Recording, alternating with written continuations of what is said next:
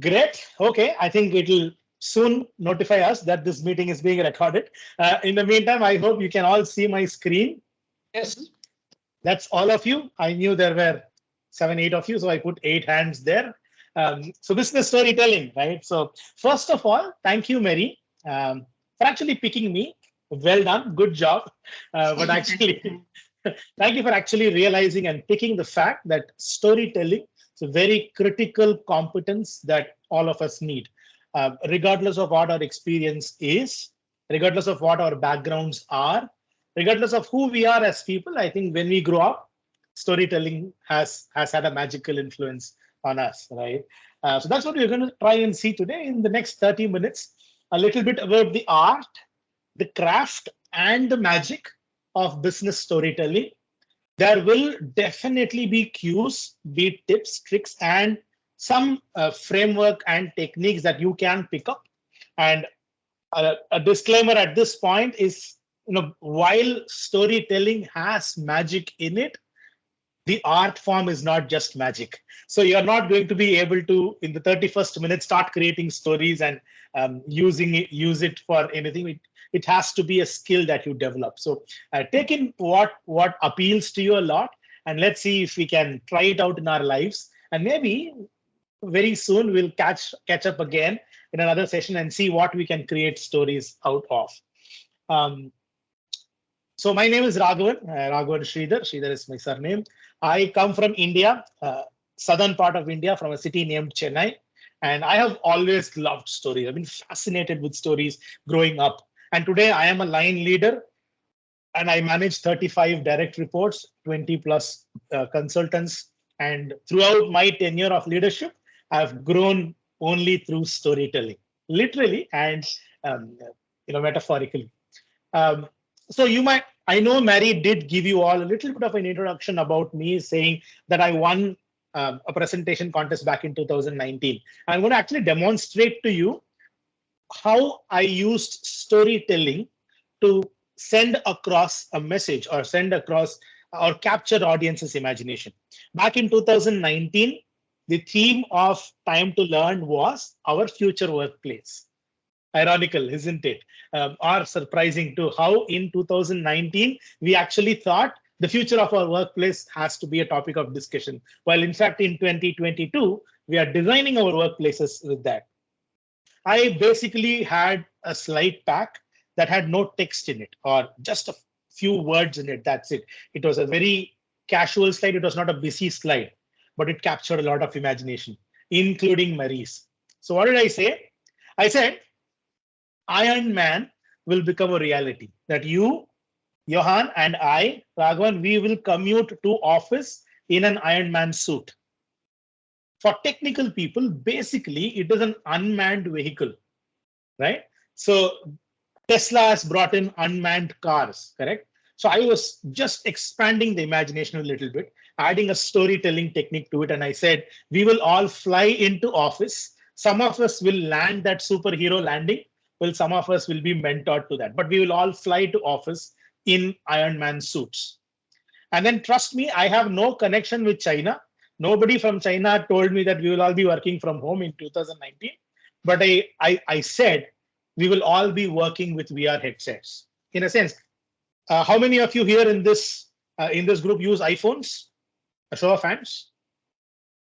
You all use Siri, I suppose. Hey Siri, and then she jumps out. So I said we will all wear VR headsets. I'll be in my living room and I'll turn and say hi Matilda into my VR headset, and then it will be voice activating, and Matilda will hear the nudge, and Matilda will just turn around in her living room and say hi Raghavan, and we will both be sitting in a virtually created office space without even moving a muscle, having traveled to the workplace. That's what I had said will be our future workplace. Crazy as an idea, but look around. I don't know how many of you are in office. I am not. And yet we are all more connected today than ever. Mm. In 2019, if we had actually told ourselves that we will continue to only work from home for the next 2 years, I'm sure I would have laughed. I don't know what Anders you would have said. But hey, then it became reality, didn't it? The power of a little bit of imagination and storytelling. And you know what really won hearts was I actually told people that there is a refrigerator in my house, and I have a pattern. I love Heinz ketchup a lot, so I buy that a lot. And when I meet Ulrika in a conference, I tell Ulrika, we will have to meet someday. And so when one day um, I'm wherever Ulrika is, I'm texting her and saying, Ulrika, how about pizza tonight at your place? Ulrika says, yes, Raghavan, it's done 7 p.m. tonight. This text message is read by Ulrika's refrigerator, Internet of Things, right? Ulrika's refrigerator talks to my refrigerator because same brand, all these cloud features that they have. Ulrika's refrigerator asks my refrigerator, hey, Raghavan's refrigerator, what does this guy eat? And my refrigerator responds, he loves the brand of Heinz ketchup a lot. And Ulrika's refrigerator places an order on the grocery app using the credit card details that she has pre-programmed, and the ketchup is flown to her house in a drone 6:50 p.m. All Ulrika has to do is open the window when the drone flies in, and then her fridge is stocked. And when I come in, we enjoy pizza with my favorite brand of ketchup. Story, right? Absolutely crazy story. But do you think we are far away from that future? Not really. Everything is there, isn't it? Oh, see, I am not an IoT expert.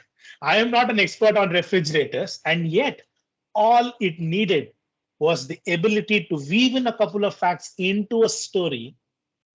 And here I am. Mary pings me and says, I loved that story. Let's have you doing a session on storytelling.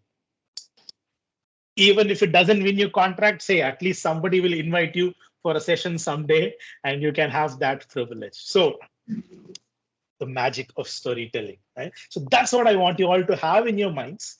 A little bit of creativity, even in the most serious circumstances, even when in front of customers, when it means we have to win a contract amongst heavy competition, sometimes an actual story might win it for us rather than facts and figures. Whether it be with our peers or our direct reports in IPMs, I have weaved story after story all through my life. Right, so that's me. So that's the kind of person I am, weaving stories. So Ulrika, we'll soon have that pizza night. Heinz tomato ketchup, sure. Good. Right, let's get into it. So why storytelling? And I just gave you a little bit of demo on what could be the magic of storytelling. But in our corporate lives, in our business world, why storytelling? Like, yeah, concept-wise, it's nice. For a presentation contest, sure, it's nice. But hey, in serious business, why storytelling? Well, like any book, I am assuming that some of you, if not all, read books. Some of you, if not all, watch movies. Or some of you, if not all, watch theater.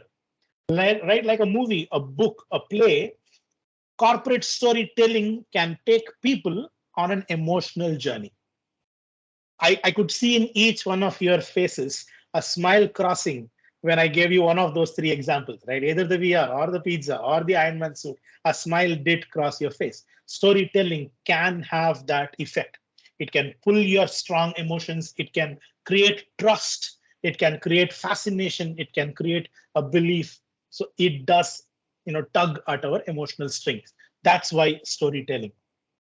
Now, when presented authentically and with a strong logic and visuals, I did show you that VR headset, didn't I? And then, hey Siri, and all of you raised your hands. When presented it in a way that could engage, well, a well-crafted story will surely drive people to act. The next time I am wherever Ulrika is, I'm sure she will herself offer me a pizza. I don't have to ask. So it will tug people. It will drive them to act. And these are things that you already know. I'm only reminding you of that fact. And a story strengthens all forms of communication. The written communication, the oral ones, the non-verbal communication, and the profound thought-provoking frameworks, all of it gets tugged by a story. Finally, the end goal of all business communication is producing a decision. Is making somebody decide something. is asking your team members to act on something or not do something else, or making your customers develop a faith with you or sign that elusive contract. Now, decisions are always made with logic and emotions. Like I said in the first point, stories are great ways to tug at emotions. So try to use storytelling in your daily lives as project managers or as program managers, as people who have to influence without authority. And I'm assuming that PMO office is that layer, right? You must get something from people, but you don't really have the authority to get that to be done. You can't say, hey, if you don't do this, your IPM. No, you can't do that. But stories have a great way of making people act. A simple RCA that you drive, when crafted in a story form, when you give a narrative to it, you're able to bring in a metaphor into it, a little bit of creativity in, will make people invest in the process. When you are with customers, when you are talking about timelines, when you're talking about how something slips or something needs a little more time, stories are a great way to get something done. And I think, at least in India, in our zones, throughout 2021, 22, we kept driving business through stories, through how something will happen, how something might not happen, why people, their emotions and their wellness are very critical. And we just can't say, hey, my team, two people from my team might get impacted with the virus, so let's have that buffer. No, I can't say that, but I will have to weave that buffer in to the program plans through different stories, through different structures and frameworks. So that's why storytelling. I know, it's theory, right? So let's see what is the method behind this magic. Okay, Raghavan, I understand. Okay, you have given us a couple of stories. Yeah, you caught my imagination, and you have told us why stories. Yes, in a corner of all your hearts, you have your favorite stories, don't you? The stories you grew up with, the stories that you heard from your parents. So how can I weave this story? What is the basic framework of a story? Anybody here who knows what is called the 4 C's framework? Do you know what makes a story? 4 C's. Take a guess.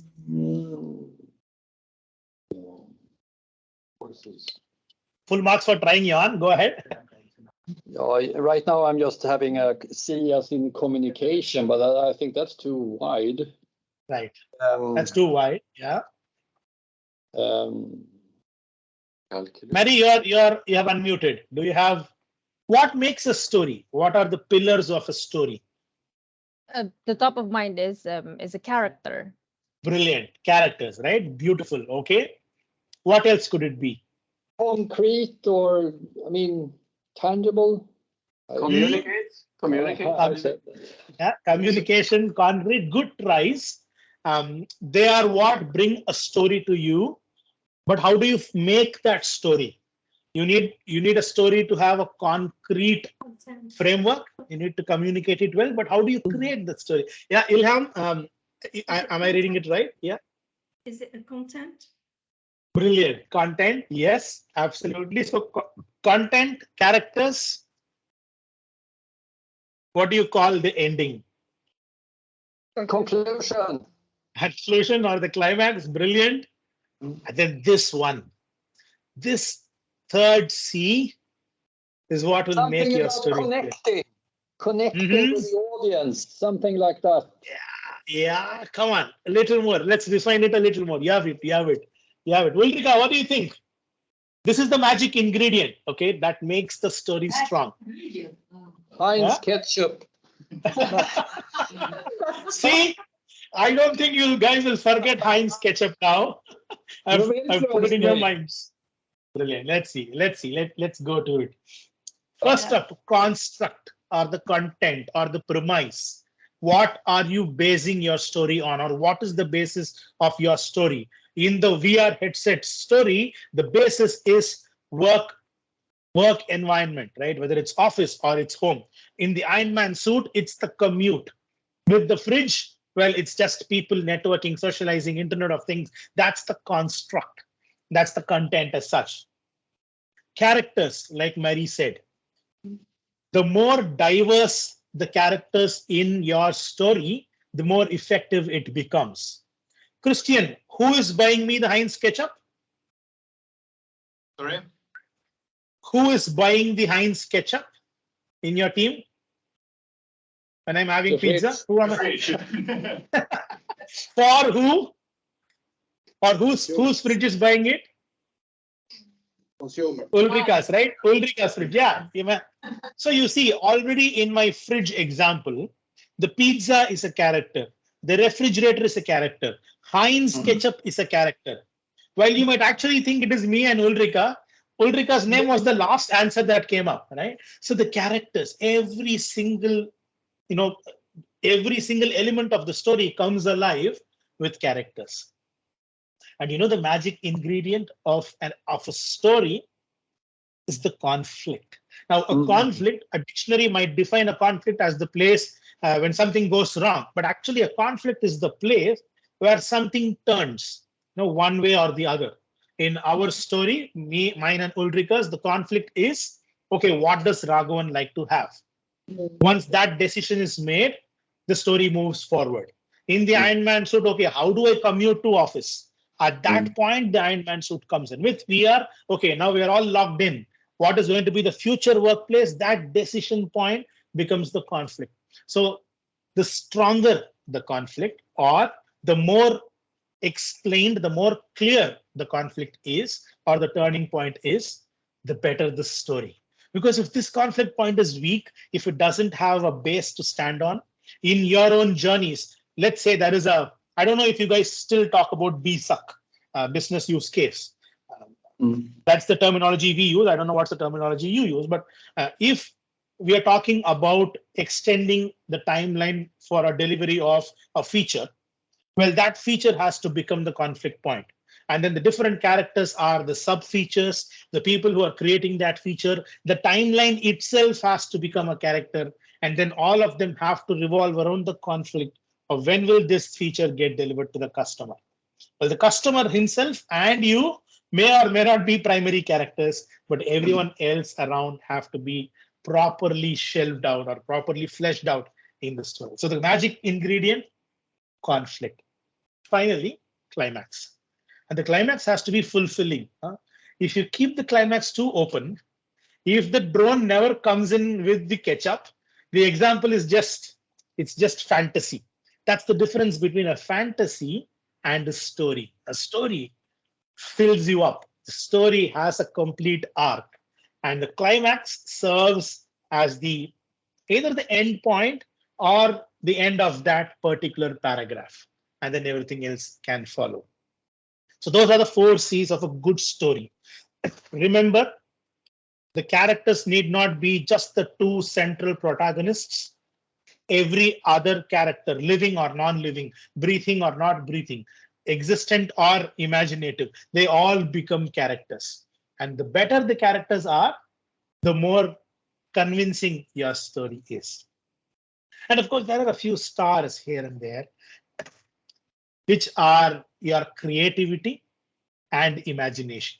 And you might ask, Raghavan, creativity and imagination, are they 2 different things? Well, yes. You can imagine big things.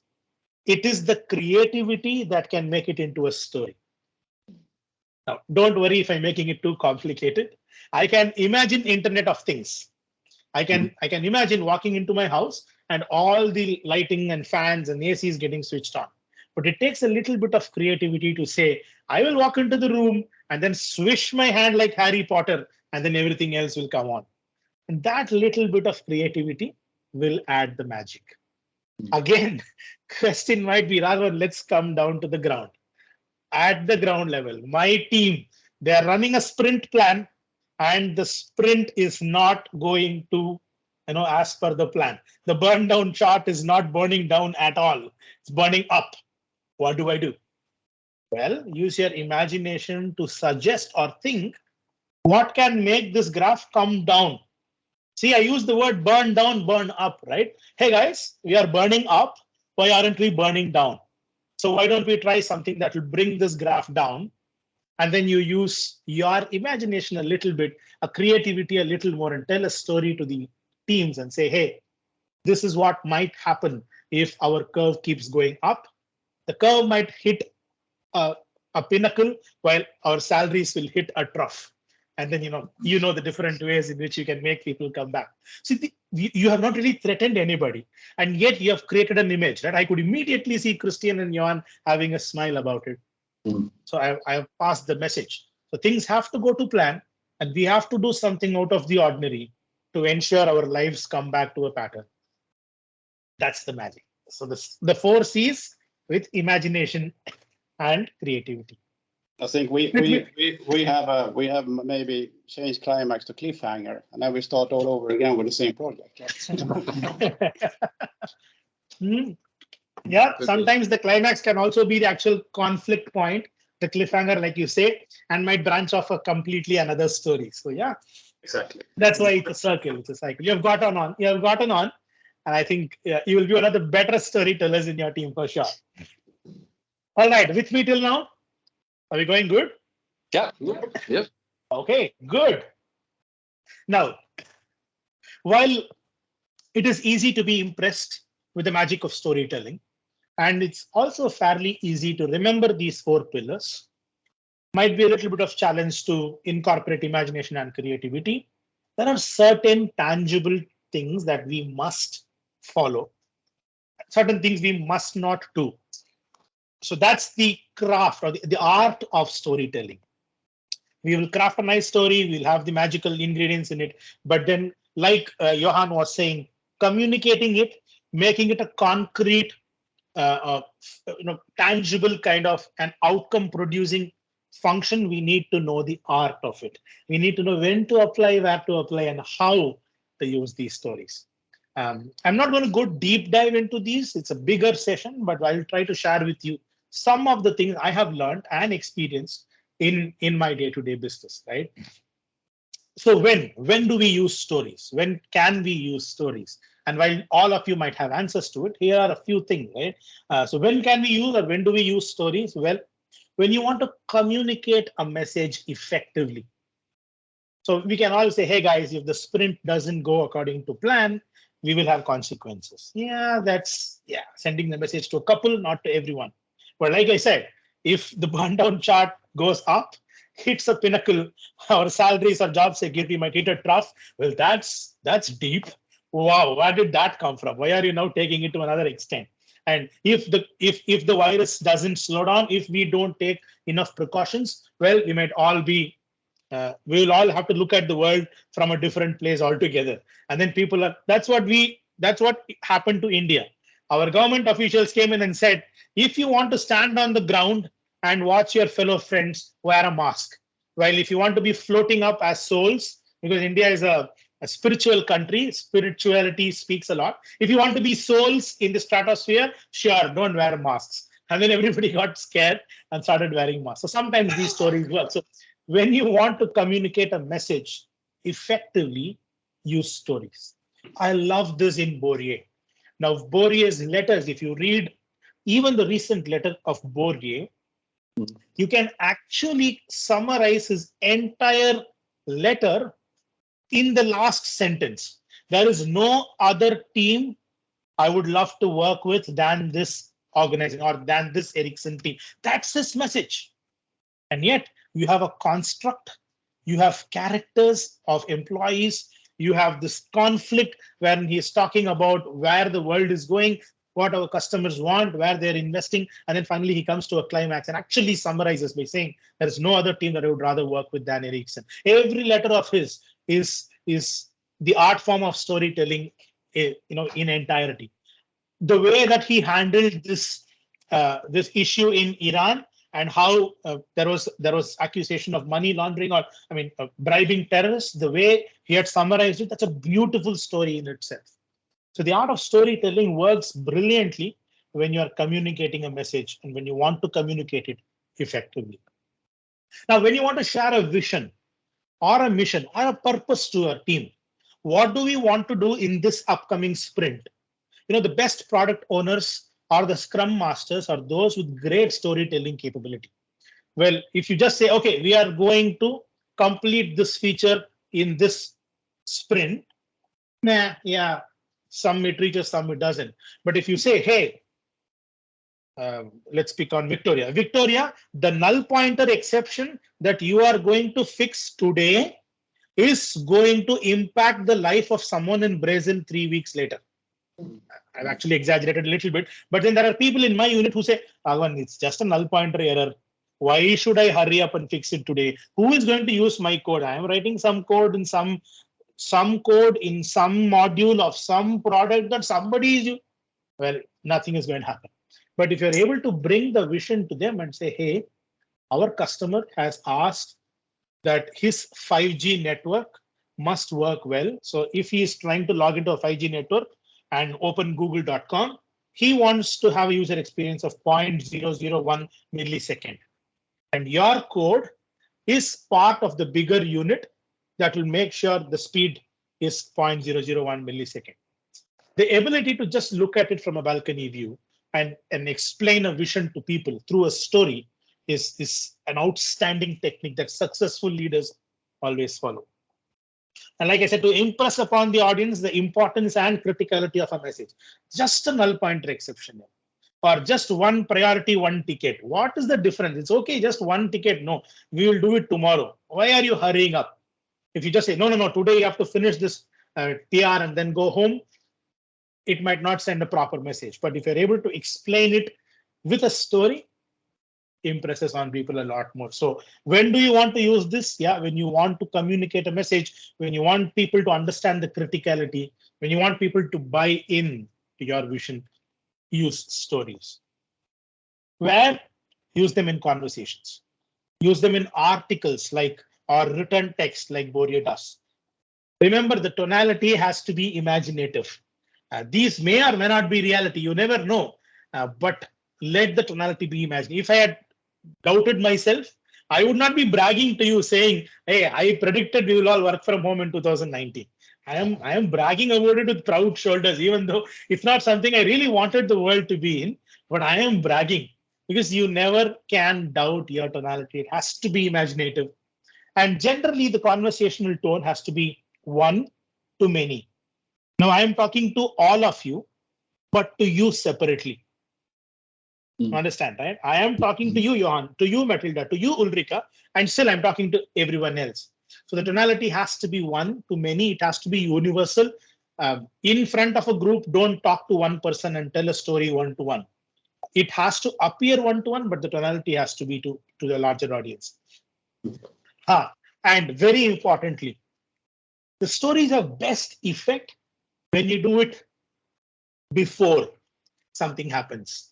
When you do it, when you give these stories before you want something to be done. A post-mortem story doesn't do great. We should have done this for that to have happened. We are all, hindsight is easy, right? And when you give a story in hindsight, if I say, hey, in 2019, I knew we will all be one day adapting to VR headsets and working from home. Come on, Raghavan. Yeah. Nobody's going to take you. Nobody's going to believe you, right? Or it's not, it's going to lose that credibility. So the stories work pre an act or before something happens. When you want somebody to come with you when you start the journey, neither during nor at the end. At least during something, during a sprint in the middle, you may be able to create magic or you may be able to change the direction using a story, but hey, they are very effective when you start off with it. How? Well, yeah, we win the 4 C's. And very importantly, a story can just be one episode. It need not be long ago, there was a boy named Raghavan. He was born, he grew up. Not necessary. It can just be one anecdote. I'll tell you what I love about Sweden.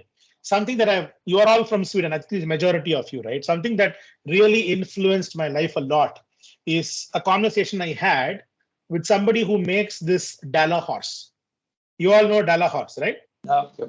Yeah, I was in Shista for this time to learn event, and I had a chance to walk up to somebody who creates these Dala horses. And just to have a conversation, I didn't know what to ask him. Hey, how do you make these Dala horses? how do you create them? And what he said has actually influenced my life greatly. He said, we take a wooden log and cut off everything that is not the Dalla horse. No. It How? makes Exactly. Yeah, it's very simple. And I'm like, yeah. So can I make a Dalla horse? He said, not in your lifetime. It needs training.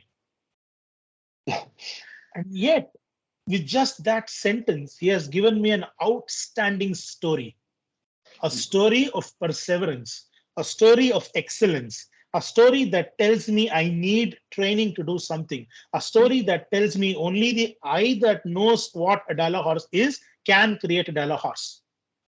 It's the story we all tell our customers. Why should I come to Ericsson?